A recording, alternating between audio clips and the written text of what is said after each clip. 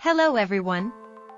In this video, we'll learn how to wireframe a bookstore website for a client using MockFlow Wireframe Pro's Genius AI, all in under 2 minutes. Watch the full video to see how we go from an AI-generated wireframe to the final design.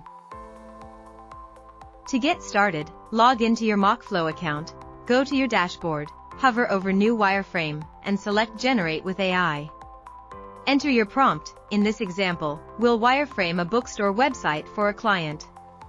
You can also choose preferences like image-based or sketchy style depending on your needs. Then, click Generate. Within seconds, Genius AI will create a complete, ready-to-use wireframe for the bookstore website. From here, you can make small adjustments if needed, but most of the work is already done for you.